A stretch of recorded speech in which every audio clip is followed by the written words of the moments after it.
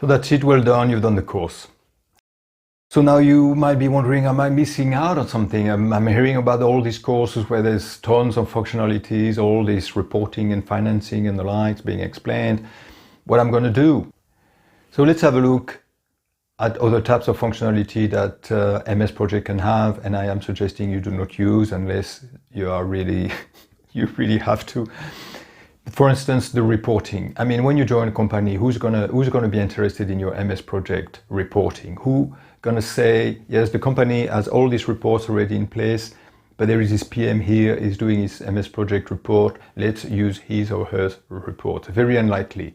So you would have to fit in, you would have to use the report they do. Sometimes when they use MS Project server, they would have some reports that come out of the server, and they will take some information from your schedule. But this is on a case-by-case basis. You will not be doing your own stuff. So in other words, you will have to learn from scratch using their method. Same for finance.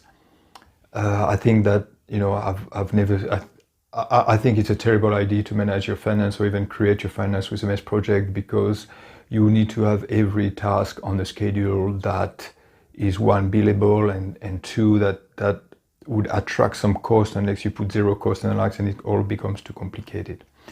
So another example also of functionality that I'm running away from is, and this is from my personal experience, is there is a function that, and I think now that they make it more obvious, that is a function of a MS Project where you can link several schedules together. So that happens several times. Someone at a meeting, especially when it's a new program being put together, has this idea, well, why don't we group all our schedules together? And at the beginning, I was very enthusiastic about it, yes, and I was helping and the likes. But now, when this happens, I'm just keeping quiet. I don't want to be the negative one in the room, and I just let it go by itself. Usually, after a few weeks, everyone forgets about it. If you know about a schedule that is very efficiently managed using the merging of MS Project schedule, please send me a note. I'd like to hear about it. But you know, if they have the functionality, I'm sure it happens, but from my experience, why do it? When you have several complex projects, merging them together, and I just really think it's, one, very dangerous, and two, I really don't see the benefits.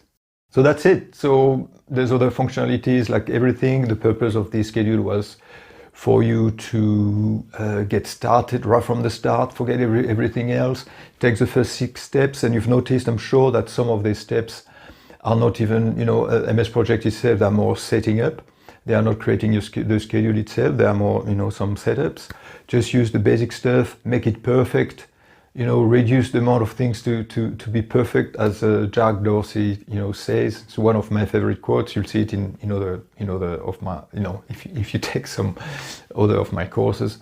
You know, just stick to this, and if you stick to these 6 plus maybe 2 or 3 from the advanced section, nobody would have anything to say about your schedule. And voila. So just to conclude, if you want to have a look at the attachment, you should have some other MS projects in the resources, just to give you an idea of the formatting more than anything else. There's nothing really too tricky in those. I kept all my schedules short, but obviously they can be much more complex, but that makes it more difficult to explain the concepts of MS Project.